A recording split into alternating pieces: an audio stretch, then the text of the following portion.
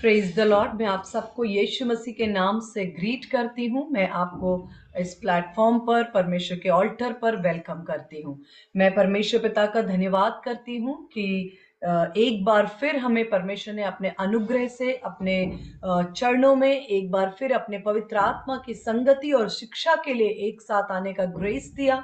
मैं धन्यवाद करती हूँ। और लास्ट वीक भी विंसेंट ने हमारे बीच में वचन शेयर किया था, उसका रिकॉर्डिंग हमने अपलोड किया है और मेरे को बहुत से लोगों ने फोन करके भी बताया कि वो बहुत उस वचन से ब्लेस हुए हैं। यदि आप में से कोई उस वर्ड को नहीं सुन पाए लाइव, तो वो रिकॉर्डेड हमने अपलोड किया है चैनल पर, आप सुन सकते हैं। डेफिनेटली वो बहुत ही आशीष का पवित्र आत्मा के ओर से टाइमली वर्ड था। मैं परमेश्वर का धन्यवाद करती हूँ कि परमेश्वर ठीक समय पर हमें ठीक वचन के द्वारा गाइड करते हैं। हालेलुया। वचन में लिखा है कि मैं परमेश्वर के, हबक्कुक कहता है कि मैं I will stand and I will see what the Lord is saying to me. वो वचन मैं अभी नहीं ओपन करना चाहती हूँ, लेकिन आप सब जानते हैं हबक्कुक के दूसरे अध्याय के पहले वचन में लिखा है कि आई will stand on my watch tower. मैं अपने वॉच टावर पर खड़े होकर वेट करता हूं सुनने के लिए कि परमेश्वर का आत्मा मुझसे क्या बात करता है। आज के वचन के लिए, आज के मनन के लिए कुछ बातें जो मैं आपके साथ शेयर करना चाहती हूँ। उसके लिए सबसे पहले एक वचन पे हम चलेंगे, जेनेसिस चैप्टर 28 वर्स 12। उत्पत्ति की पुस्तक, उसका 28 अध्याय और उसका 12 वचन। ये जो पोर्शन है बहुत परिचित है, जो जिसमें याकूब बेरशेबा से निकलकर हारान की ओर चला और किसी स्थान पर पहुंचकर रात वहीं बिताने का विचार किया, क्योंकि सूर्य अस्त हो चुका था। इसलिए उसने उस स्थान के पत्थरों में से एक पत्थर ले अपना तकिया बनाकर रखा और उसी स्थान में सो गया। ये बैकग्राउंड है इस वचन का।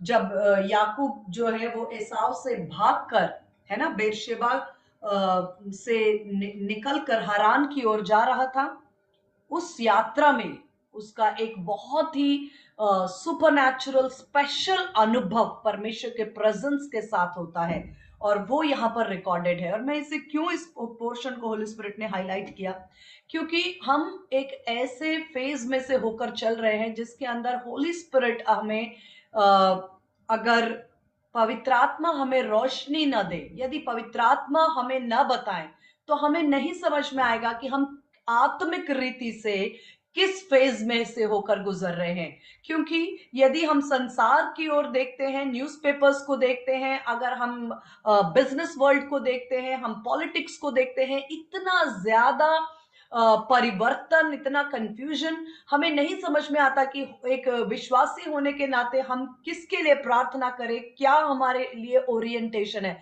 लेकिन होली स्पिरिट हमेशा आत्मा में हमें लीड करते और गाइड करते हैं। उन्हीं बातों में से कुछ बातों को मैं आपके साथ शेयर करने के लिए, सबसे इंपॉर्टेंटली पहली बात हमें समझना है कि original idea of house of God, परमेश्वर का जो ओरिजिनल आइडिया है परमेश्वर के भवन के विषय में, हम बहुत सारी बातों को सुनते हैं। हर संडे हम चर्च में भी जाते हैं, वी से हाउस ऑफ गॉड, परमेश्वर का भवन। और मैं चाहती हूं कि इन बातों को होली स्पिरिट, क्योंकि हम इस परिवर्तन के दौर में से होकर गुजर रहे हैं, और यदि आपके पास इनफ लाइट नहीं है, जैसे परमेश्वर के वचन से हमें प्रकाश मिलता है। वचन कहता है कि तेरा वचन मेरे मार्गों के लिए उजियाला, मेरे पैरों के लिए ज्योति है। और वचन में लिखा, in your light shall we see light, तेरी ज्योति में हम ज्योति को देख पाएंगे। परमेश्वर के वचन से हमें प्रकाश मिलता है, और प्रकाश के द्वारा knowledge of word of God, revelation of word of God, परमेश्वर के वचन के प्रकाश के द्वारा ही धर्मी जन विश्वास के कारण जीवित रहेंगे। ये समय हमारे लिए है कि हम बहुत स्ट्रांग अपनी जड़ों में मजबूत हो जाएं।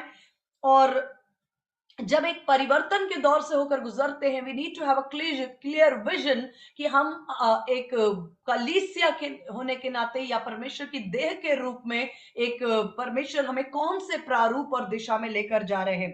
तो सबसे पहले original idea of house of God, और परमेश्वर के वचन के अनुसार प्रिंसिपल ऑफ फर्स्ट मेंशन, जिसमें कि किसी भी बात का जिक्र जब सबसे पहली बार वचन में आता है, कोई भी कोई भी विषय वस्तु या बिंदु जब सबसे पहली बार परमेश्वर के वचन में उसका जिक्र होता है, उसका हमें मालूम होना या उसका प्रकाशन हमें काफी हद तक उसे समझने में मदद करता है। Original idea of house of God, सबसे पहले जेनेसिस चैप्टर 28 वर्स 12, उत्पत्ति की पुस्तक उसका 28 के 12 में याकूब के विषय में, जैसे मैंने बताया, वो बेरशेबा से निकलकर हारान की ओर जा रहा था, रात हो चुकी थी, उसने एक पत्थर लिया और उस पत्थर पर अपना तकिया बनाकर उसने उसी स्थान में सो गया। तब उसने यहाँ ध्यान से सुने, तब उसने स्वप्न में क्या देखा कि एक सीढ़ी पृथ्वी पर खड़ी है और उसका सिरा स्वर्ग तक पहुंचा है और परमेश्वर के दूत उस पर चढ़ते उतरते हैं। उसने एक स्वप्न में देखा कि एक सीढ़ी जो है वो राइट पृथ्वी से लेकर स्वर्ग तक है और परमेश्वर के स्वर्गदूत उसमें असेंडिंग एंड डिसेंडिंग, चढ़ना और उतरना कर रहे हैं। और उसके टॉप मोस्ट सीढ़ी के सबसे हाईएस्ट पॉइंट पर यहोवा उसके ऊपर खड़ा होकर याकूब से बात करता है कि देख, मैं यहोवा तेरे दादा इब्राहिम का परमेश्वर, इसहाक का परमेश्वर हूं। जिस भूमि पर तू लेटा है मैं तुझे दूंगा और तेरे वंश को भी दूंगा। आशीष के वचन परमेश्वर याकूब से शेयर करते हैं। और एक बहुत महत्वपूर्ण वचन वहां पर, एक प्रोफेसी, बहुत, ये पोर्शन अपने आप में original idea of house of God है, क्योंकि परमेश्वर के भवन का ओरिजिनल, परमेश्वर के हृदय में जो प्लान है उसका जिक्र सबसे पहली बार उत्पत्ति की पुस्तक में 28 अध्याय में यहां हुआ। इसके बाद हम जानते हैं मूसा ने परमेश्वर के तंबू का निर्माण किया, एक्सोडस के अंदर परमेश्वर के इंस्ट्रक्शंस को फॉलो किया, लेकिन पहला मेंशन जो है original idea of house of God. और एक बहुत ही इंपॉर्टेंट भविष्यवाणी यहाँ पर शेयर की गई है, जहां पर लिखा है 14 वचन में, और तेरा वंश भूमि की धूल के किनकों के समान बहुत होगा, पश्चिम पूरब उत्तर दक्षिण चारों ओर फैलता जाएगा। तेरे और तेरे वंश के द्वारा, ये ध्यान दीजिए, तेरे और तेरे वंश के द्वारा पृथ्वी के सारे कुल आशीष पाएंगे। ये एक बहुत ही इंपॉर्टेंट प्रोफेसी है। In your seed all the families of the earth shall be blessed. तेरे वंश के द्वारा पृथ्वी, यहां उद्धार करता यीशु मसीह का यहां पर परमेश्वर के वचन में भविष्यवाणी है। In your seed all the families of the earth shall be blessed, लिखा है तेरे वंश के द्वारा पृथ्वी के सारे कुल आशीष पाएंगे।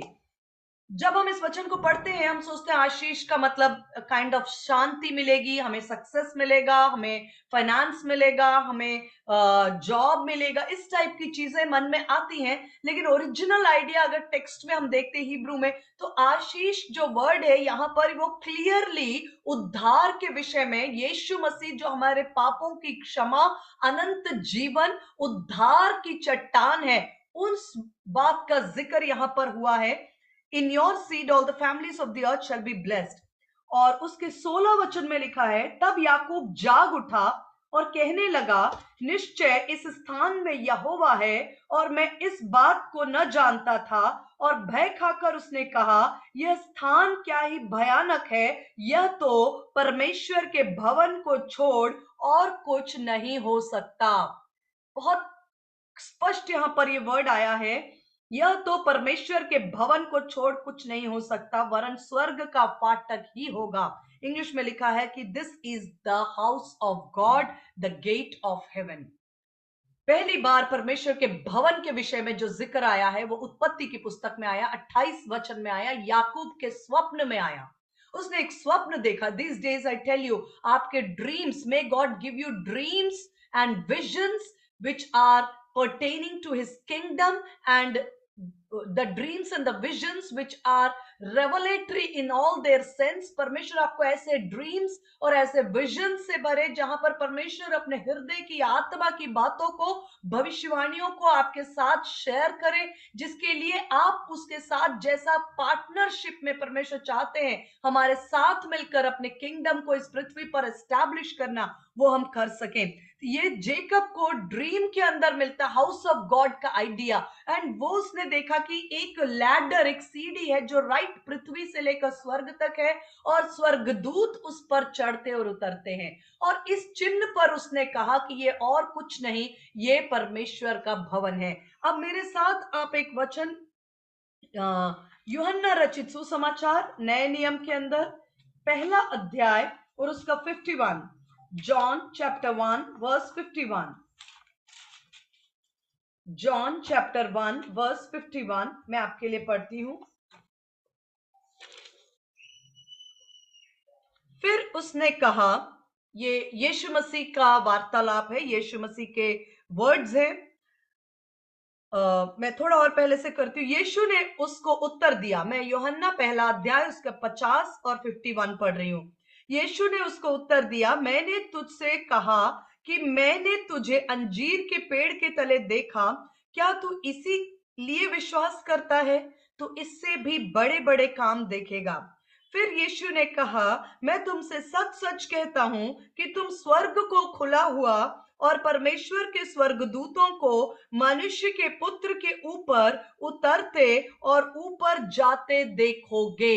This was the first time Jesus Christ ने बहुत ही क्लियर जेकब की जो याकूब का जो स्वप्न था उस ई का एक एक स्पष्टीकरण यहां पर किया कि नथानियल से कहा, तुम बहुत आश्चर्य कर रहे हो कि मैंने तुम्हें पहले से आत्मा में देख लिया, पर तुम अभी बड़े बड़े काम देखने पर हो। इनफैक्ट मैं तुमसे सच सच कहता हूं, this is something Jesus is authenticating कि मैं तुमसे सच सच कहता हूं कि तुम स्वर्ग को खुला हुआ देखोगे और परमेश्वर के स्वर्गदूतों को मनुष्य के पुत्र के ऊपर उतरते और ऊपर जाते।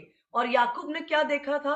एक सीढ़ी लगी थी स्वर्ग तक, ठीक, और उस पर स्वर्गदूत चढ़ते, ascending and descending of angels on the ladder. और यीशु मसीह कहते हैं कि तुम भी स्वर्गदूतों को चढ़ता उतरता देखोगे, लेकिन मनुष्य के पुत्र के ऊपर। इसका मतलब बहुत क्लियर है कि Jesus Christ himself is the exact original idea of house of God. यीशु मसीह स्वयं परमेश्वर के भवन का एक फाइनल और ओरिजिनल प्रतिरूप है। परमेश्वर का भवन क्या है? परमेश्वर का भवन, हम मानते हैं कि जो भवन विश्वासी इकट्ठा होते हैं, जो मसीह की देह इकट्ठा होकर आराधना करती है, वो परमेश्वर का भवन है। हम कभी एक हॉल, एक बिल्डिंग और एक एक 2 मंजिला 3 मंजिला बिल्डिंग खड़ा कर सकते हैं जिसके अंदर बहुत खूबसूरत डेकोरेशंस, लाइट, इंटीरियर सब कुछ होगा। मेरे प्रियो, ये सब कुछ अच्छा है, ये परमेश्वर की उपस्थिति का स्थान है, लेकिन हमें इस बात से मिस नहीं होना है, क्योंकि परमेश्वर हमें लौटाकर हमेशा ओरिजिनल आइडिया पर लेकर आता है। इसलिए जरूरी है कि बाइबल जो इतने वर्षों पहले, आप जानते हैं कि मोर देन 1500 ईयर्स के मोर देन 1500 ईयर्स के स्पैन में और 40 से अधिक लोगों ने अलग अलग स्थानों में अलग अलग टाइम में रहकर इस परमेश्वर के वचन को परमेश्वर की आत्मा के द्वारा इंस्पायर होकर के लिखा है। और इसका रीजन ये है कि आप देखिए, कोई भी एक विश्वासी जो है वो अपने जीवन काल में, चाहे उसकी उम्र 80 ईयर्स क्यों ना हो, वो इसी बाइबल को पढ़ते हैं। लेकिन कभी किसी ने ये नहीं कहा कि हम बाइबल को पढ़ते पढ़ते बोर हो गए हैं। ऐसा इसलिए नहीं हो सकता क्योंकि परमेश्वर का आत्मा मोहरों को खोलता है और परमेश्वर के गहरे, लिखा है तुम उसके प्रेम की गहराई पे, प्रेम की ऊंचाई, प्रेम की लंबाई और प्रेम में जड़ पकड़ते हो। There are multiple dimensions of word of God and God himself, and we are yet discovering his various dimensions। और परमेश्वर का वचन हमें इसलिए आवश्यक है क्योंकि हम ओवर द टाइम, कभी कभी ऐसा होता है कि हम किसी चीज के साथ इतना ज्यादा यूज टू हो जाते हैं कि उसमें मनुष्यों का विचार, मनुष्यों का ज्ञान, मनुष्यों की कहना चाहिए कंडीशंस, मनुष्यों के नियम होते होते होते एक रूप, एक जो ओरिजिनल आइडिया से वो चीज काफी दूर चली जाती है। इसलिए परमेश्वर हमें लौटा कर लेकर आता है कि original idea of house of God, परमेश्वर का भवन ओरिजिनली क्या है। वास्तव में मूल रूप से परमेश्वर का भवन ओरिजिनली स्वयं यीशु मसीह है। Do you agree with this? क्या आप मेरे साथ अग्री करते हैं कि उत्पत्ति 28 अध्याय के अनुसार बहुत स्पष्ट एक सीढ़ी को देखा गया जिस पर स्वर्गदूत चढ़ते उतरते थे वर्षों पहले। याकूब ने कह दिया ये कुछ और हो ही नहीं सकता, ये तो परमेश्वर का भवन है। और यीशु मसीह ने कहा, जिस सीढ़ी को तुम देख, याकूब ने जिसका जिक्र किया, वो सीढ़ी स्वयं मैं हूं, और जिस पर स्वर्गदूत चढ़ते और उतरते, तुम स्वर्ग को खुला हुआ देखते हो। वो पोर्टल, वो वो स्थान, वो स्वयं, वो भवन यीशु मसीह है। Jesus Christ is the house of God. Jesus Christ is the tabernacle of God. Jesus Christ is the express image of brightness and glory of God. परमेश्वर की महिमा और उसके प्रकाश का स्पष्ट रूप यीशु मसीह है, और यीशु मसीह स्वयं परमेश्वर का भवन है। आई होप आप मेरे साथ कनेक्ट हो पा रहे हैं। ये मैं इसलिए शेयर कर रही हूं। आप सोच सकते हैं कि न्यू ईयर में सिस्टर आप हमें ये क्यों शेयर कर रहे हैं। मैं इसलिए शेयर कर रही हूं क्योंकि there were times and there will be times जहां पर इतना ज्ञान हो जाएगा, यूट्यूब से लेकर के हर जगह पर, इंटरनेट, फेसबुक, इंस्टाग्राम, सब जगह पर, कि चांसेस बहुत है, यदि हम ओरिजिनल परमेश्वर के वचन के अनुसार, अगर परमेश्वर के वचन का ज्ञान और परमेश्वर के वचन के साथ हम प्रकाशन में कनेक्टेड नहीं है, we may be swayed away और कैरिड अवे। हो सकता है हमें बहुत, हम भटक जाएं और हम ओरिजिनल आइडिया से बहुत दूर चले जाएं। जब हम बोलते हैं परमेश्वर की सेवा, परमेश्वर के भवन, परमेश्वर का ओरिजिनल आइडिया भवन स्वयं यीशु मसीह है। और उसी आइडिया को एस्टैब्लिश करते हुए पहली शताब्दी में जब चर्च एस्टैब्लिश हुआ, परमेश्वर के भवन में लोग इकट्ठा हुए और वे जहां कहीं आराधना करते, स्तुति करते, रोटी तोड़ते, वचन बांटते थे, उस स्थान को लोगों ने धीरे धीरे चर्च का नाम दिया। और जो लोग विश्वास करते थे, एंटियोक में पहली बार लोगों ने विश्वासियों को क्रिश्चियंस का नाम दिया एंटियोक में। बट द ओरिजिनल आइडिया जो परमेश्वर के वचन में है वो है, Jesus Christ is the house of God. स्वयं यीशु मसीह परमेश्वर का भवन है। Having said this now I move ahead. इतना बताने के बाद मैं थोड़ा आगे जाना चाहती हूं।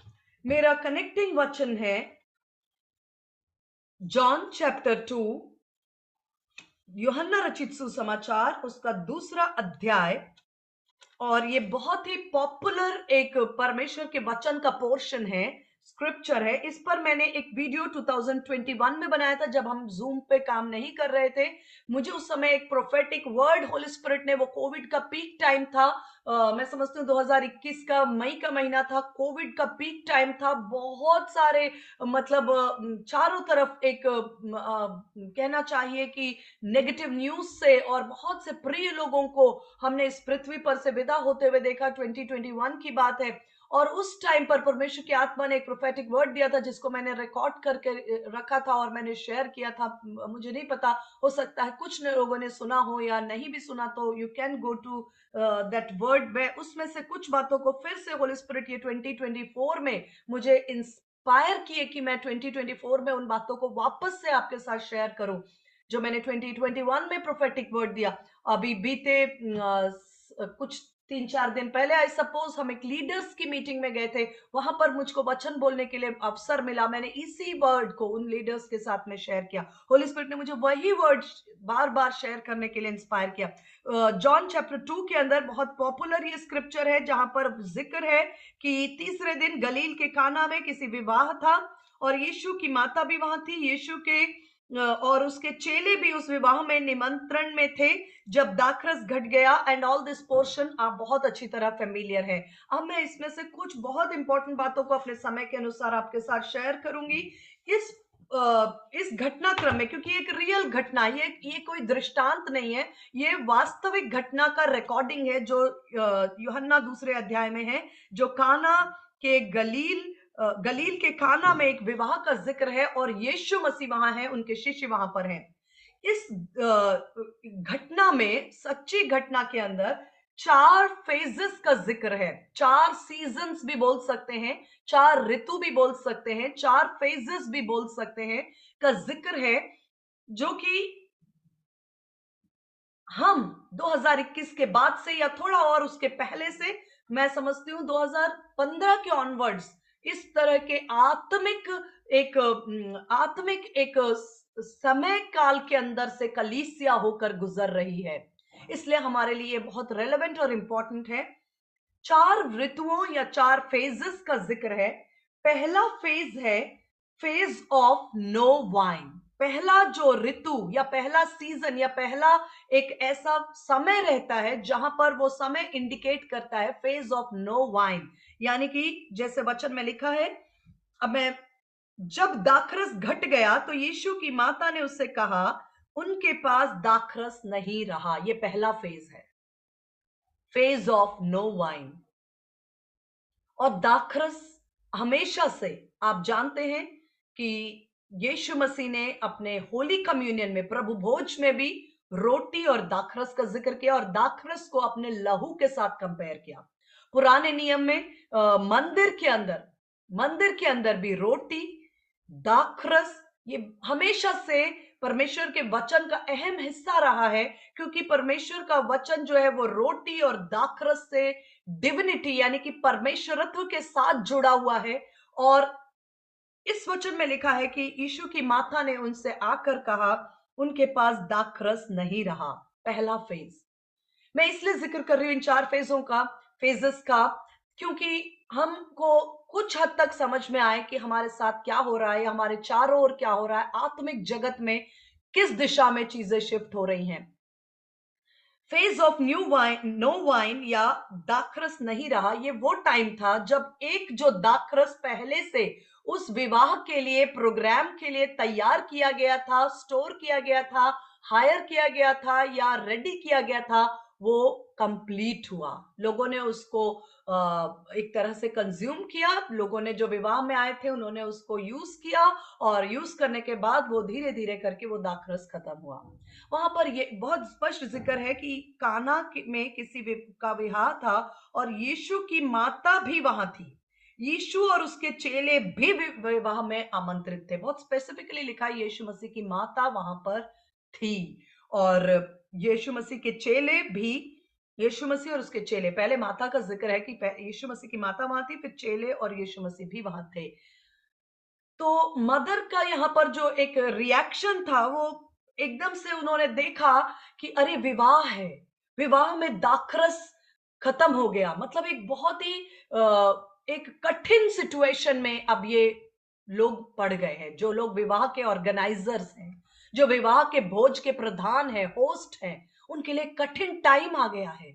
क्या करें? और उसने सेंस कर लिया कि नहीं, अब यहाँ पर बहुत ही एक टफ टाइम होगा, और शादी और ऐसी जगह पर हम नहीं चाहते कि किसी तरह का कोई विवाद या आर्ग्यूमेंट या कोई ऐसी बात हो। ये बहुत खुशी, आनंद, सेलिब्रेशन का टाइम है, और ये क्या हो गया? और यीशु मसीह की माता ने इमोशनली जाकर उसका अप्रोच किया। अपने बेटे को वो जानती थी कि मेरा बेटा है और ये अद्भुत है, और उसके विषय में प्रोफेसिस को भी जानती थी। पूरी बातों को भले वो स्पष्ट नहीं समझ पाई थी, लेकिन वो जानती थी कि मेरा बेटा स्पेशल है। और उसने अपने बेटे को अप्रोच किया कि इनके पास दाखरस नहीं रहा। दैट्स एन इमोशनल अप्रोच कि please can we do something, क्या हम कुछ कर सकते हैं? ये एक ऐसा फेज है जहां से हमारा जो कलीसिया का दौर शुरू हुआ। मैं कहना चाहती हूँ कि बिफोर कोविड से ही, मैं पहले भी बता चुकी हूँ कि ओल्ड वाइन जो है वो पुरानी एक मिनिस्ट्री और सेवकाई के दौर को बताता है। मैंने पहले भी इस बात को बहुत बार आपके साथ शेयर किया है कि 2018 में प्रभु के दास बिली ग्राहम, फिर 2019 में प्रभु के दास रेनहार्ड बॉन्के, ये परमेश्वर के एक चुने हुए, परमेश्वर के ऐसे समयों को रिप्रेजेंट करने वाले, परमेश्वर के स्पेशल मैंटल्स को कैरी करने वाले परमेश्वर के दास रहे हैं ये। और मैंने बताया था कि रीनहार्ड बॉन्के जो है वो अफ्रीका के पूरे पूरे कॉन्टिनेंट के अंदर परमेश्वर ने उनको सुसमाचार की ज्योति से भरने के लिए परमेश्वर ने अपने दास रीनहार्ड बॉन्के को यूज किया। और बिली ग्राहम से आप सब परिचित हैं। 99 इयर्स की उम्र में, कभी कभी मैं, हम बार बार सोचती हूँ कि 1 साल और वो जीवित रहते तो वो अपना सेंचुरी कंप्लीट कर सकते थे, लेकिन वो हमारे कैलकुलेशन से नहीं, परमेश्वर की घड़ी में एक बहुत महत्वपूर्ण संदेश। मैं आपको बार बार कहती हूँ कि परमेश्वर के जो दास दास जिनको परमेश्वर ने विशेष मैंटल्स के साथ इस पृथ्वी पर भेजा है, उनका जन्म और उनकी मृत्यु एक तुरही को इस पृथ्वी पर हमेशा एक ट्रम्पेट को वो साउंड करती है। उनके जन्म और उनकी यीशु मसीह का जन्म, मूसा का जन्म, यीशु मसीह की मृत्यु, मूसा की मृत्यु, ये एक ट्रम्पेट्स को साउंड करते हैं। ये एक तुरही की आवाज होती है जिसके अंदर एक संदेश होता है, ये एक कोड होता है, और ये एक परमेश्वर की ओर से, परमेश्वर की आत्मा के द्वारा इस अपने लोगों के लिए एक कोड्स में एक संदेश होता है जिसे डिसाइफर किया जाना चाहिए, जो केवल परमेश्वर का आत्मा ही उन कोड्स को ओपन करता है। और जब ये वो मैं जस्ट 2 दासों का नाम बोल रही हूं, इसका मतलब ये नहीं है, बहुत से प्रभु के दास इस पिछले 4 से 2020 से लेके 2022 के ड्यूरेशन तक बहुत ही परमेश्वर के बहुत से दासों ने अपने विश्राम में प्रवेश किया। बहुत से दास अपने विश्राम में, उन्होंने अपने कार्य को पूरा किया और विश्राम में प्रवेश किया। और उस टाइम पर एक ऐसा टाइम आ गया था जहां पर बीच का एक फेज, जहां पर नो वाइन जैसा स्थिति लगता था। कई बार ऐसा लगता था कि किस दिशा में हम जा रहे हैं, क्या होगा। लोग कहते हैं पुरानी एक सेवकाई का दौर था, उस समय लोग ईमानदार थे, उस समय परमेश्वर के दास परमेश्वर को सच्चा प्रेम करते थे। उससे भी पहले जॉन जी लेक, ऑरल रॉबर्ट्स का समय था, कैथरीन कुलमैन को लोग याद करते हैं, मारिया वुडवर्थ, मतलब असंख्य परमेश्वर के ऐसे दास रहे हैं जिन्होंने उस जमाने में, जब इंटरनेट नहीं था, जब कोई यूट्यूब नहीं था, जहां पर फोन नहीं था, स्मार्टफोन नहीं, कोई भी फोन नहीं था, उस जमाने में उन्होंने पूरे पूरे विश्व को परमेश्वर के सुसमाचार से और परमेश्वर के अद्भुत कार्यों से शेक किया। दे शेक नेशंस टू नेशंस, उन्होंने संसार को शेक किया। उस समय परमेश्वर के अभिषेक में चलकर, एक परमेश्वर के अभिषेक के द्वारा अपनी डेस्टिनी, अपने प्लान्स को पूरा किया। लेकिन उस जमाने में मैं सोचती हूँ कि जहां पर आज कोई भी एक छोटी सी छोटी घटना अगर कहीं भी विश्व में घटती है और उसका खबर हम तक आता है तो कोई बड़ी बात नहीं है, क्योंकि इंटरनेट ने हमें ग्लोबली इतना स्ट्रांगली नेटवर्क में कनेक्ट कर दिया। लेकिन उस जमाने में they made news, they made headlines. Secular जो न्यूज़पेपर्स थे, उन्होंने भी उनके कार्यों को, उनके मिरेकल्स को, उनके रिकॉर्डेड मिरेकल्स को जो मेडिकली ऑथेंटिकेट किए गए, कैथरीन कुलमैन और इनके सेवकाई में जो मेडिकल मिरेकल्स हुए, उनको डॉक्टर्स ने वापस से टेस्ट करके ऑथेंटिकेट किया कि जेन्युइन मेडिकल मिरेकल्स हुए हैं। न्यूज़पेपर्स ने उनको कवर किया। उस जमाने में परमेश्वर ने माइटी मूवमेंट के साथ काम किया। और हम जानते हैं वेल्स का रिवाइवल, स्मिथ विगल्सवर्थ के टाइम पर, मतलब जो रिवाइवल्स आए वो बहुत ही शानदार रिवाइवल्स थे। उन्होंने देश के देश, प्रदेश के प्रदेश, नेशंस के नेशन, राष्ट्रों को स्वीप किया। लेकिन उसके बाद एक टाइम आया जहां पर ऐसा लगता था कि दाखरस खत्म हुआ, दाखरस खत्म हुआ। जैसे विंसन पिछली बार शेयर कर रहे थे कि गिदियोन से जब परमेश्वर ने पूछा कि हे ओ माइटी मैन ऑफ वॉलर, उसने कहा अगर परमेश्वर हमारे साथ है तो वो काम कहां गए, वो चिन्ह, वो चमत्कार, वो प्रमाण कहां है जो हमारे बाप दादा एक्सपीरियंस करते थे। आज हम फेथ से ज्यादा फेक के बारे में सुनते हैं। ज्यादातर आज मैं बहुत, मतलब ये बातें मैं बहुत ही अपने प्रिय लोगों के साथ बांट रही हूं जो कि विश्वास में मजबूत और मैच्योर हैं, और मैं बहुत सेफ महसूस कर रही हूं आपके साथ इन चीजों को शेयर करने में। जहां पर लोग ठोकर खाते हैं बड़े बड़े बैनर्स के द्वारा, बड़ी बड़ी बातों के द्वारा, बड़े ऑर्गेनाइजेशंस लोगों के ठोकर का कारण कहीं ना कहीं किसी ना किसी लालच और कोई ना कोई बातों के कारण। और हमें ऐसा लगता है कि कहां है वो रिवाइवल, कहां है वो बेदारी, कहां है वो परमेश्वर के लोग जो जॉन जी लेक की तरह थे, जो पैंडेमिक में, उस जमाने में जब पैंडेमिक किया, उस जमाने में जब प्लेग फैला, तो जॉन जी लेक कहते, जब जॉन जी लेक उन प्लेग के लोगों की सेवा करते थे, डॉक्टर्स कहते थे आप लोग ग्लव्स भी नहीं पहनते हैं, आप इतना इन्फेक्शन के बीच आप कैसे सेवा कर रहे हैं, ये इतना खतरनाक इन्फेक्शन है। जॉन जी लेक कहते थे कि इनके जो मुंह से निकलने वाला सिरम है, सैप है, उसको आप मेरे हाथ में रख दीजिए और माइक्रोस्कोप में देखिए वो कीटाणु हमारे हाथों में आकर मर जाते हैं। वो लोग ऐसे एक विटनेस के अंदर चल रहे थे. They actually walked in the real genuine core power of God. And then came a phase जहां पर हम कहते हैं हाँ ठीक है, आज भी मिरेकल्स होते हैं, हम मना नहीं कर रहे. Here and there, some in number, some good number, कहीं भी हो रहे हैं मिरेकल्स, हो रहे हैं लेफ्ट राइट सेंटर. बट एक जो कहना चाहिए कि एक स्वीपिंग परमेश्वर के उस रिवाइवल, उस आउटपोरिंग जो अंत के दिनों में मैं अपनी आत्मा हर एक पर उंडेलूंगा, जहां तुम्हारे दास और तुम्हारी दासी, जहां तुम्हारे बुजुर्ग और तुम्हारे जवान, everybody, none will be spared, हर एक उस अनॉइंटिंग के अम्ब्रेला के अंदर आकर परफॉर्म करेगा और उस अनॉइंटिंग के अंदर आकर ऑपरेट करेगा. उस समय का आज भी हमें ऐसा लगता है कि that is still we are waiting for the time. और ये टाइम एक फेज रहा जो पृथ्वी पर रहा, जो एक नो वाइन का टाइम था. और इमोशंस में आकर कि जैसे यीशु मसीह की माता ने कहा कि क्या होगा, पैनिक, कुछ करो कुछ करो, कुछ तो करना पड़ेगा, क्राइसिस है. लेकिन यीशु मसीह ने सेकंड फेज को इंट्रोड्यूस किया कि मेरा my time has not yet come, मेरा appointed time, hour of manifestation. हम कभी कभी, जैसे मैंने कहा, जब हम बहुत सारे न्यूज को सुनते हैं, मैं पर्सनली कभी कभी किसी के बारे में सुनती हूँ कि ये बहुत बड़े बड़े सेवकों के विषय में लिखा जाता है कि बहुत सारी बातें ठीक नहीं है वचन के अनुसार जैसा होना चाहिए, बहुत सी गड़बड़ी की बातें हैं, बहुत सारी बातें उनके विषय में बाहर उजागर होती हैं. It actually gives pain to us, वो हमें दुख से भर देता है कि परमेश्वर, क्या ये हम रिप्रेजेंट करते हैं? पिछले दिनों में हम देखते हैं कि हमारे देश में भी कोई परमेश्वर के दास एक दूसरे के बारे में, एक प्रभु के दास दूसरे प्रभु के दास के बारे में बोल रहे हैं और एक दूसरे के लिए वो नेगेटिविटी, और ये सब कुछ देखकर हमें पेन होता है. हमें लगता है कि हम कहाँ जा रहे हैं उस समय पर. लेकिन जो हमारा इमोशनल स्टैंड पॉइंट है कि क्या हो रहा है, क्या हो, लेकिन यीशु मसीह का वहां कहता है कि वेट करो. सेकेंड फेज को इंट्रोड्यूस किया कि appointed time, my hour of manifestation, अभी टाइम आएगा, मैं अपना हाथ बढ़ाऊंगा और तुम चेंज देखोगे. हालेलुया. Just wait. जो सच्चे मन से परमेश्वर की बाट जो होते हैं, आप एक चेंज को देखेंगे, आप परमेश्वर के मैनिफेस्टेशन को देखेंगे.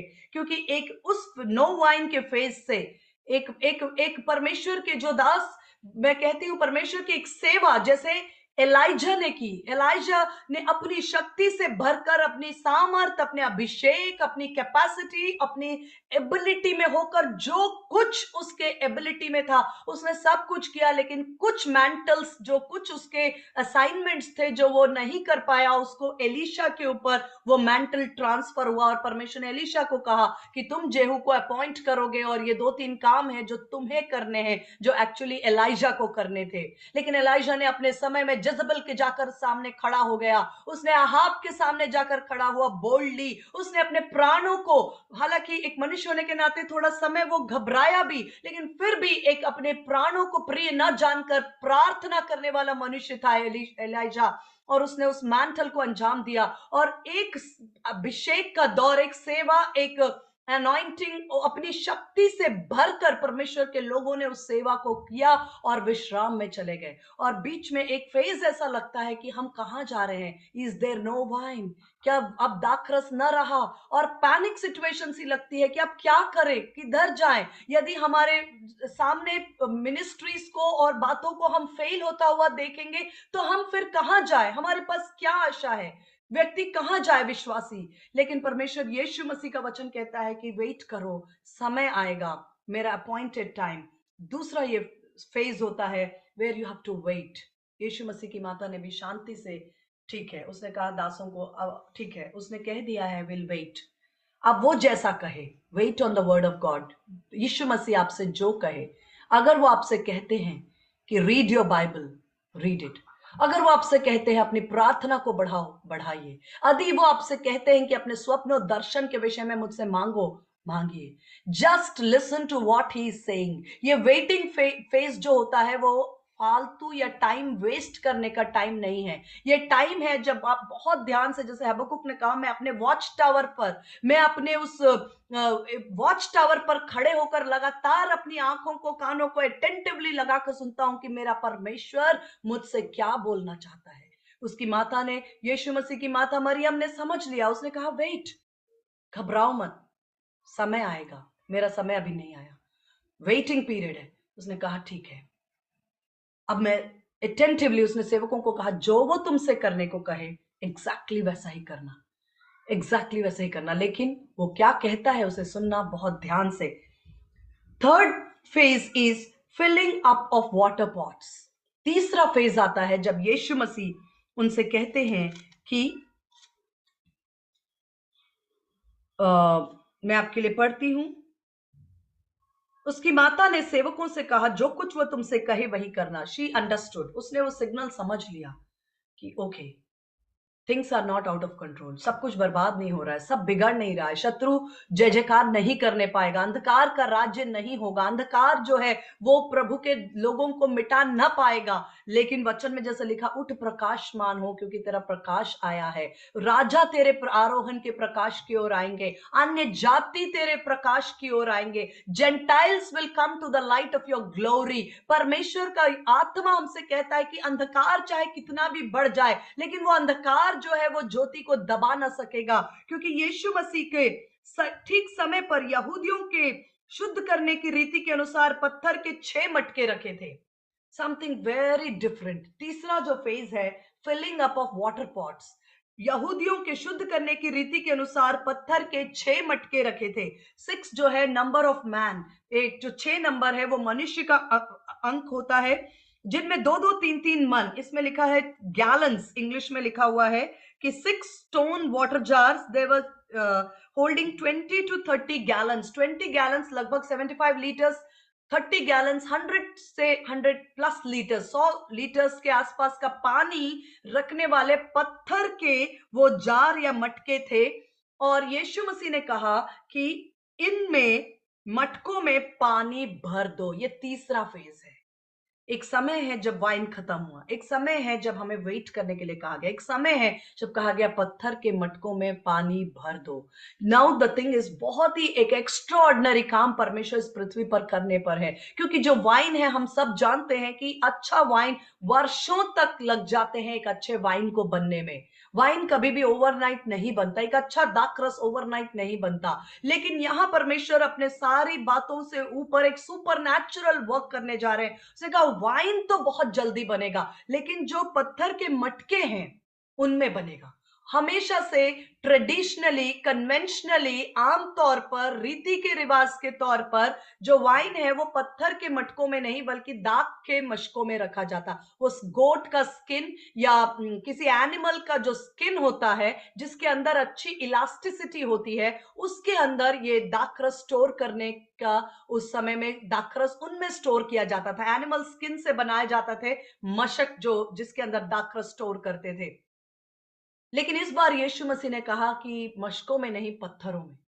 वाइन तो बहुत जल्दी बना, लेकिन जो पत्थर के ये मटके जो हैं, वाटर पॉट्स, इनको बनने में बहुत वक्त लगता था। एक बड़े से पत्थर को काट कर, तराश कर, काफी टाइम लगता था इन पत्थर के मटकों को बनने में, वाइन बनने में। यहां पर यीशु मसीह ने कहा अगर मटके तैयार है ना तो वाइन मैं बहुत जल्दी सुपरनैचुरल काम करूंगा, सुपरनैचुरल काम मैं करने पर हूं। लेकिन समय पर ये पत्थर के मटके जो हैं, ये आपके और मेरे जीवन को दिखाते हैं। जो वेटिंग पीरियड है उस समय पर, जैसे मैंने कहा कि आग की भट्टी में, दुख में, संघर्ष में, चैलेंजेस के बीच में, यदि आपने अपने विश्वास को थाम कर रखा है, हार्ड टाइम्स में, टफ टाइम्स में, चैलेंजेस में, क्राइसिस में, if you stood still, if you held on to your faith, आपने अपने विश्वास के एंकर को थाम कर रखा, आपने पौलुस की तरह कहा कि मैं जानता हूं मैंने किस पर विश्वास किया है, मैं जानता हूं मैंने किस पर विश्वास किया है। अगर ये मेरा और आपका अनुभव और एक्सपीरियंस है कि मैंने और आपने जब विश्वास किया, हम कहते हैं कि ये कोई भी बातें मुझे मनुष्य परमेश्वर के प्रेम से, क्या जोखिम, क्या तलवार, क्या भूखमरी, क्या मृत्यु, क्या स्वर्गदूत, इनमें से कोई भी बातें मुझे परमेश्वर के प्रेम से अलग नहीं कर सकती। दैट इज द स्टेट, क्योंकि इनका जो कैपेसिटी, स्पिरिचुअल कैपेसिटी, क्योंकि ये जो पत्थर के मटके, इनकी दो खास बात है। पहली बात, इनको बनने में, मटके बनने में वक्त लगता है। दाखरस में यहाँ वक्त नहीं लगा, लेकिन जो मटके बने पत्थर के, उनको तराशने में, काटने में, छांटने में, तैयार करने में, और उनकी कैपेसिटी, वो बहुत ऑर्डिनरी मटके थे। उनमें हाथ पैर साफ करने के लिए यहूदी लोग घर के बाहर पानी रखते थे, जिससे कोई भी जो गेस्ट आते थे उनको वो क्लीन कर सके, अपने हैंड्स, अपने फीट को क्लीन कर सके। बहुत ही ऑर्डिनरी मटके थे ये, और ऑर्डिनरी काम के लिए घर के बाहर रखे गए थे। ये बहुत कीमती, बहुत प्रेशियस, बहुत ही वैल्यूएबल नहीं थे, लेकिन ये बहुत ऑर्डिनरी मटके थे। लेकिन यीशु मसीह ने इन्हीं ऑर्डिनरी मटकों को चुना सुपरनैचुरल अपने अनॉइंटिंग को प्रकट करने के लिए। इन्हीं ऑर्डिनरी, आप वो ऑर्डिनरी हो सकते हैं। आप सोच सकते हैं, मैं घर में रहते, मैं जॉब में रहती, मेरे को कोई भी नहीं जानता, मेरे पास बहुत बड़ा बैनर, ऑर्गेनाइजेशन, मिनिस्ट्री, अब तक हमने मिनिस्ट्रीज को बड़े बड़े बैनर्स में, स्टेजेस में, ऑर्गेनाइजेशन में, उनके फॉलोअर्स को देख करके, उनकी भीड़ को देखकर, उनके कन्वेंशन, उनके क्रूसेड के साइज को देखकर हमने मिनिस्ट्री का अंदाज लगाया। लेकिन परमेश्वर कहता है, अगर आप अपने आप को ऑर्डिनरी समझते हैं, लेकिन आपने अपने आप को परमेश्वर के हाथों में अलाउ किया है कि वो आपको तैयार करे, वो आपकी स्टैमिना को बढ़ाए। ये जो मटके थे, इनकी बहुत बहुत अधिक पानी स्टोर करने का स्टैमिना था। जैसे वचन में यिर्मयाह 12:5 में लिखा है कि तुम जो प्यादोही के संग दौड़कर थक गए, तुम घुड़सवारों के संग क्या करोगे? तुम शांति के स्थान में निराश हो गए, तो तुम यरदन के उस पार क्या करोगे? परमेश्वर का वचन कहता है कि यदि हमने उस स्पिरिचुअल स्टैमिना को डेवलप किया है, जहां पर शत्रु बहुत आसानी से हमें, टच मी नॉट क्रिश्चियंस नहीं है, बहुत आसानी से वो हमें शेक नहीं करता। एक प्रार्थना पूरी नहीं होने पर हमारे पास 10 सवाल नहीं होते कि प्रभु तू कहां है कि नहीं है? परमेश्वर तू हमारे मेरे मुझे छोड़ चुका है क्या? तू मुझे जानता नहीं है क्या? तू मुझे देखता नहीं है क्या? क्या तूने भी मुझे त्याग दिया? ऐसे बहुत से सवालों से मन का विश्वास जो है वो शेक करने वाले लोग हम नहीं। हमारे पास एक स्पिरिचुअल स्टैमिना है, जहां पर हम कहते हैं कि हाँ, हम प्यादों के साथ भी दौड़ सकते हैं और घुड़सवारों के साथ भी। We have that spiritual stamina, जहां पर परमेश्वर ने हमें इतने वर्षों में तैयार किया है। यदि हम तैयार हैं, तो हमारे अंदर जो अनॉइंटिंग और परमेश्वर का अभिषेक और परमेश्वर का आत्मा का चलन करने के लिए परमेश्वर को टाइम नहीं लगेगा। He can do supernatural things through ordinary people.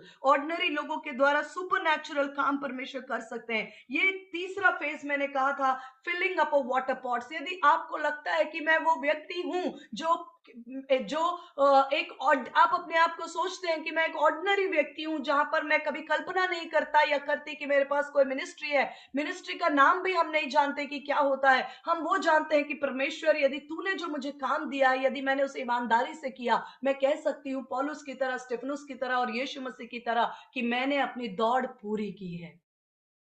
अगर हमारे अंदर किसी प्रकार का कोई और लालच या कोई और ओरिएंटेशन, कोई और एंगल, कोई और मकसद नहीं, हम सिर्फ परमेश्वर के उन कार्यों में चलना चाहते हैं जो उसने जगत की उत्पत्ति के पहले से मेरे और आपके लिए ठहराया है, ताकि उसका राज्य मेरी द्वारा वो कर सके जो वो करना चाहता, उसके ड्रीम्स मेरे द्वारा पूरे हो, उसका जो परमेश्वर ने मेरे जीवन के लिए प्लान्स और पर्पसेस रखे हैं, उस पर्पसेस को मैं अपने जीवन के द्वारा पूरी कर सकूं। हम उन पत्थर के मटकों के समान हैं, जो दिखते ऑर्डिनरी हैं, लगते ऑर्डिनरी हैं, लेकिन परमेश्वर ने क्वाइट अ टाइम में, हार्ड टाइम्स में हमारे ऊपर हथौड़ा भी चला और कई सारे कटिंग इंस्ट्रूमेंट्स भी चले, लेकिन वो सब कुछ लेकर एक शेप लिया है और हमारे पास एक अच्छी कैपेसिटी है। और परमेश्वर कहता है, एक सीजन है जहां पर आपको लगता है, तो आपको परमेश्वर का वचन कहता है, अपने आप को भर लो।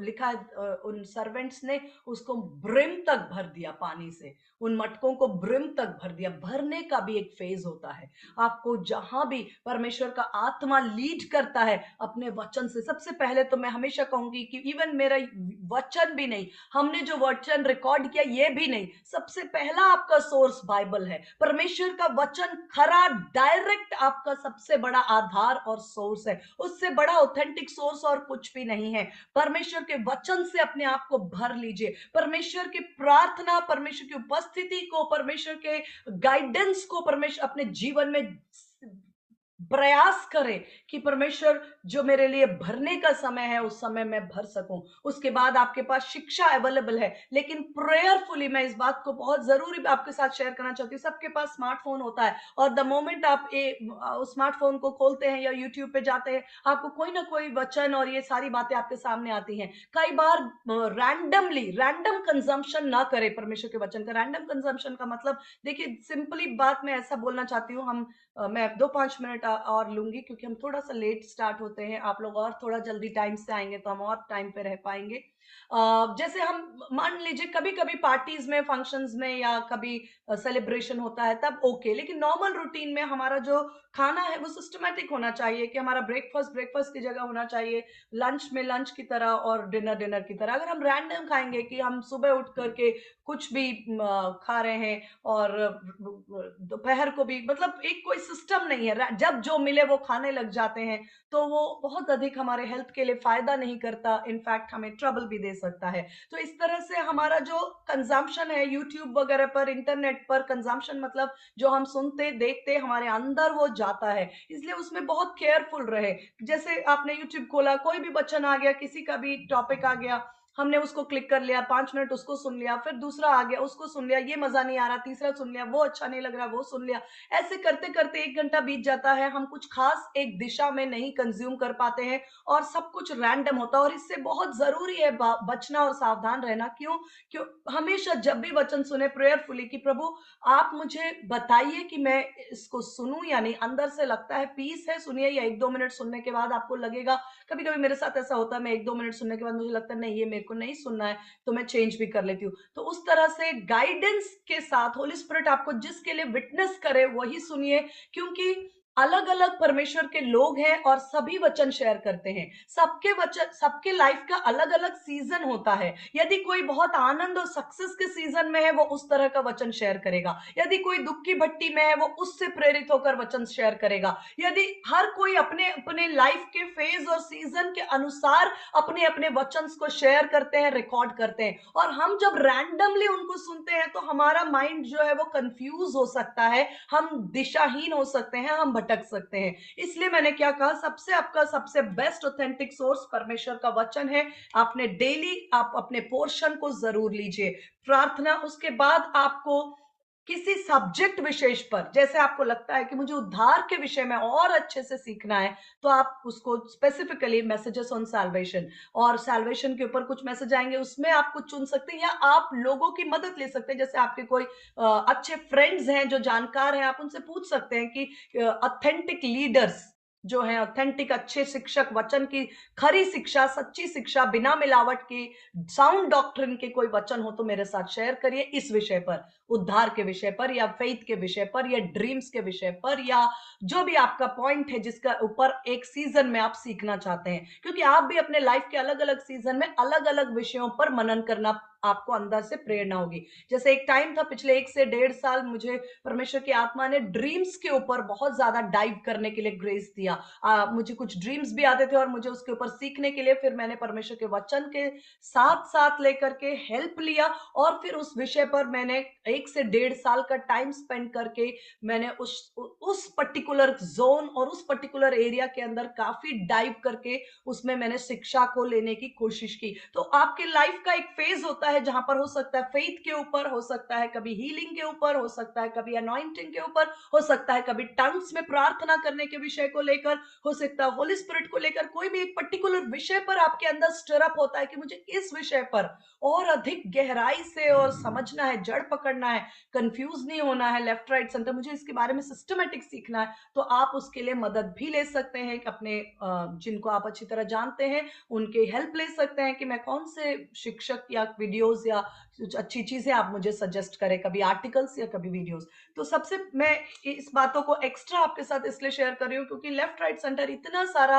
अवेलेबल है, ज्यादा अवेलेबिलिटी की वजह से भी कई बार हम कंफ्यूज होते हैं और हम मिसगाइड भी हो सकते हैं। मैंने जैसे बताया, अलग अलग प्रभु के लोग अलग अलग फेज में होते हैं, उसके अकॉर्डिंग वो वचन शेयर करते हैं, अगर हम उस उस दिशा में नहीं है तो वो हमें कंफ्यूज कर सकता है। इसलिए जिस समय आपको जिस दिशा में परमेश्वर का आत्मा डीपली गाइड करे उस दिशा में और शिक्षा के अंदर मजबूत हो। भर लीजिए मुहामुह अपने अंदर। और जो लास्ट है ड्रॉइंग आउट फेज, एक ऐसा समय आएगा जब यीशु मसीह ने उनको कहा, यीशु ने उनसे कहा मटकों में पानी भर दो, ये फेज है।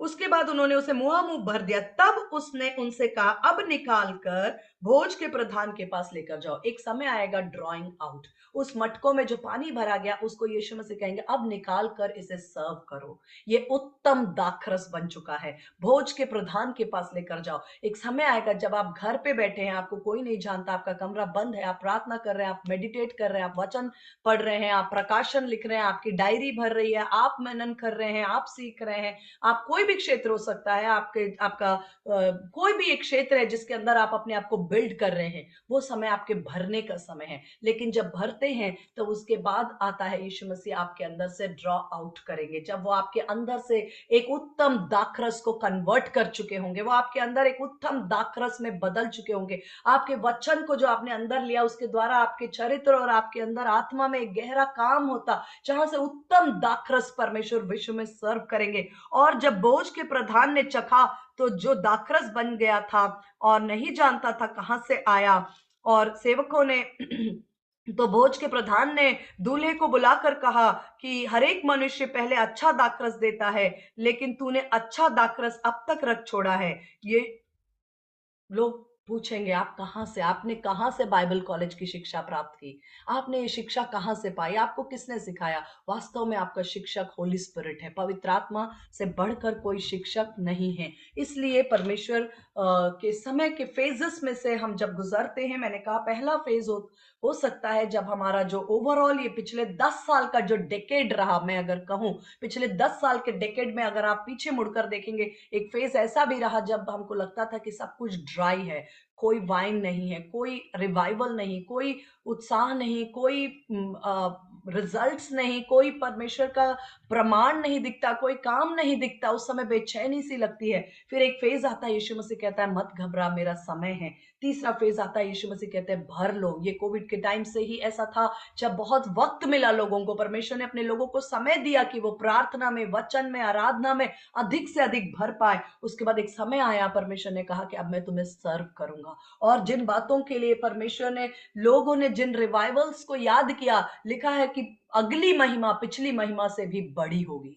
The latter glory will exceed the former glory. मुझे पूरा यकीन है और आप भी इस बात के साथ मेरे साथ एग्री करते हैं कि जो आने वाली बेदारी है वो पिछले सारे बड़े बड़े बेदारियों को पीछे छोड़ देगी, और आने वाला जो रिवाइवल होगा वो पिछले सारे रिवाइवल से उसकी महिमा बहुत बड़ी होगी। वो बेस्ट वाइन परमेश्वर सर्व करने जा रहे हैं। आप वो व्यक्ति, आप वो परमेश्वर के हाथ में परमेश्वर के इंस्ट्रूमेंट है, जिसके अंदर परमेश्वर बेस्ट वाइन प्रिपेयर करने जा रहे हैं, जिसके द्वारा लोगों को चौंकाने जा रहे हैं। लोग कहेंगे कहां थे आप, वे वर यू, और आप अब तक कहां थे? हमने आपके नाम का एडवर्टाइजमेंट, बैनर और ये बातें नहीं देखी, लेकिन आपके पास एक जेन्युइन टेस्ट है, जेन्युइन वाइन का ओरिजिनलिटी आपके पास है। परमेश्वर के वचन की खराई, परमेश्वर के वचन की सच्चाई, परमेश्वर के वचन का टेस्ट, परमेश्वर के वचन का रियलिटी, जेन्युइननेस आपके पास है। कुछ भी मैनिपुलेशन या फेक नहीं, कोई भी और बातें नहीं। जेन्युइन परमेश्वर के बिलीवर्स को परमेश्वर तैयार कर रहे हैं, परमेश्वर के सामर्थी एक सेना को परमेश्वर तैयार कर रहे हैं। आप न्यू वाइन में कन्वर्ट हो रहे हैं, आप न्यू वाइन में कन्वर्ट हो रहे हैं। आइए एक क्षण के लिए अपनी आंखों को बंद करेंगे। Hallelujah, hallelujah. मैं रिक्वेस्ट करती हूँ मेरे हस्बैंड से कि वो हमें एंड के अंदर प्रार्थना में रिक्वायर, आप सब अपने अपने स्थानों पर आंखें बंद कर सकते हैं और अपने आप कन्फेस कर सकते हैं कि मैं वो नया दाखरस हूँ, मैं वो नया दाखरस हूँ जिसे परमेश्वर सर्व करने जा रहे हैं। हालेलुया। आइए हम प्रार्थना करें। हालेलुया। प्रभु धन्यवाद करते हैं यीशु मसीह के नाम से। प्रेम पिता, हम तेरे चरणों में आते हैं, धन्यवाद करते हैं प्रेम प्रभु। हालेलुया। जहाँ तू होता है वहाँ कोई चिंता नहीं होती है प्रेम पिता परमेश्वर। और प्रभु तू अद्भुत काम करने वाला परमेश्वर है प्रभु, जैसे कि वचन में हमने सुना है प्रेम पिता परमेश्वर। मसीहत को एक नया रूप देने तू जा रहा है प्रेम पिता परमेश्वर, और अपने पुत्रों को प्रकट करने जा रहा है अंत के दिनों में।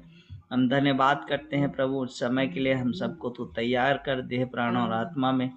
तेरा आत्मा हमें तेरे पुत्र के स्वरूप में ढाले और बनाए प्रभु। ये हमारी तुझसे प्रार्थना है। तेरा धन्यवाद करते हैं सब बातों के लिए। सब बातों में हम आदर तुझे मिले प्रभु, तेरी पहचान में हम बढ़े और जहाँ तू हमें ढालना चाहता है वहाँ हम ढल जाए प्रेम पिता परमेश्वर, और लोगों के लिए आशीष का कारण बन जाए प्रभु। ये हमारी तुझसे प्रार्थना है, यीशु मसीह के नाम से मांगते हैं, आमीन। सबको जय थैंक मसीह। यू, प्रेज द लॉर्ड, जय मसीह की। Thank you Neelima for this beautiful and encouraging word. पिछली बार भी सुना था मैंने और इस बार फिर से सचमुच में मेरे लिए तो ये बहुत ही अच्छा है। मैंने लास्ट टाइम जब बात करी थी उसके बाद मैं बहुत कुछ कर पाई थी, लेकिन फिर ऑफिशियल मामलों में अटकने के बाद मेरा ये वापस ड्रीम वाला अटक गया और प्रभु ने उस समय मेरे को बढ़ाया था। लेकिन मैं ये मानती हूँ कि परमेश्वर ने आज ये फिर से वापस रिवाइव करने के लिए, रिफ्रेश करने के लिए वचन दिया है। Thank you, God bless you. Praise God. Thank you आपकी Thank you so prayers, much, आपके sister. एनकरेजमेंट के लिए। और Really, कोई कुछ sister. बोलना चाहता है? हाँ, बिल्कुल बोलना चाहूंगी। बिल्कुल, मैं घर की भाषा में बताती हूँ कि आज का वचन ऐसा था, जैसे जब भी हम कोई सिरप या फिर कोई विटामिन या टॉनिक लेते हैं तो एक बार उस बॉटल को शेक करते हैं, क्योंकि अगर वो शेक नहीं करेंगे तो बहुत कुछ जो है उसके तले में जम जाता है। और आज हमारा आत्मिक जीवन वैसे ही तले में जमा हुआ था, लेकिन सिस्टर के वचन ने हमें शेक किया यूज करने के लिए। मैं परमेश्वर का बहुत धन्यवाद करती हूँ sister. Thank you so much. Praise God. Thank you sister, thank you. जय प्रभु यीशु मसीह की। मैं भी शेयर करना चाहती हूँ और ये मेरी गवाही है कि जैसा सिस्टर ने, नीलिमा सिस्टर ने कहा, ये मेरे लिए कंफर्मेशन है। मुझे प्रभु ने सेम यही बोला कि हियाव बांध और दृढ़ रहे। मेरा वेटिंग का चल, मैं प्रभु कह रहा था वेट एंड वॉच और बी स्टिल, और वचन से बात कर रहा था कि और वचन और जल्दी उठ। और आज का वचन यही मुझे कह रहा था कि प्रभु तैयार कर रहा है और वचन से भरने का, यही बात मुझे प्रभु कह रहा था कि प्रार्थना और मॉर्निंग अर्ली प्रेयर। सो मैं धन्यवाद, ये सब मिलके प्रभु के राज्य की बढ़ोतरी का है और हमें वो अंडर प्रिपेयर कर रहा है। मैं प्रभु का धन्यवाद करती हूँ आप दोनों के लिए, हमें जोड़ा उस बात के लिए भी कि ये परमेश्वर के राज्य की बढ़ोतरी है और ये वो ट्रम्पेट है जो फूकने वाला है। और मैं प्रभु का धन्यवाद करती हूँ, बहुत बहुत धन्यवाद करती हूँ। प्रभु आपको बहुत आशीष दे। Praise God. Thank you sister, प्रभु बहुत आशीष दे। Okay, praise the Lord. आपके पास कोई प्रेयर रिक्वेस्ट हो? जय मसीह की। जय मसीह के। हाँ परदेसी भाई, आप दोनों को जय मसीह की। जय मसीह की। मसीह की। क्या हाल चाल? सब बढ़िया। मैं बहुत धन्यवाद देता हूँ आप दोनों को। 4 महीने तक के मैं आप लोगों से नहीं बात कर पा रहा था। आओ, कहाँ गए रहे? सो परमेश्वर का धन्यवाद। आप और मैं जयपुर में अभी तक। अच्छा, हाँ हाँ। और तोर घर बन गए? बस समझ नहीं मिला। हाँ, घर बन गए, गांव के है। अच्छा अच्छा। तो ये घर बना रहते के तो आए हैं। कभी आनगा मिलने के लिए घर में आवे। कहाँ कति करे बता। मानसरोवर। मानसरोवर कहाँ? रजत पथावा ना। आप आएंगे तो हाँ फोन हाँ, करेंगे तो एड्रेस बताएंगे। तो मैं एड्रेस भेज दूं, कभी भी फोन करके आ जाबे। तो अभी तो मैं शुक्रवार के भारती यहाँ के हैं। तो भारती के घर से पास पड़ी। तो वहाँ भी शुक्रवार के रुके रहे शाम के, तो करीब 9-10 बजे खाने वाने खा के वहाँ से आ रहे हैं। अच्छा अच्छा, चल ना, ठीक है। तो एक आध एक दिन, हाँ हाँ हाँ एक आध दिन फोन करके प्लान करबो तब आवे, है नी? हाँ हाँ हाँ। चल ठीक। भैया वो बैठा पर मैं गलती करता रहा हूँ, मैं कहते कि नहीं बुला पाए आप लोग। अरे कोई बात नहीं। और बहुमन की गोद धराई करे हैं पिछले महीने में 7 तारीख के। अच्छा, तो भैया आप ही कि नहीं आप ही, क्या के डर डर में मैं नहीं बोल पाए। अरे कोनो बात नहीं, आ जाबो, मिल लेबो। चल, प्रेज द लॉर्ड। हाँ, सबको जय मसीह की। ये मोहना मन के नंबर गेट पे रख। हाँ हाँ हाँ, आहूँ एक आध दिन। चल ठीक। हाँ हाँ। ओके, बाय बाय, सबको जय मसीह की।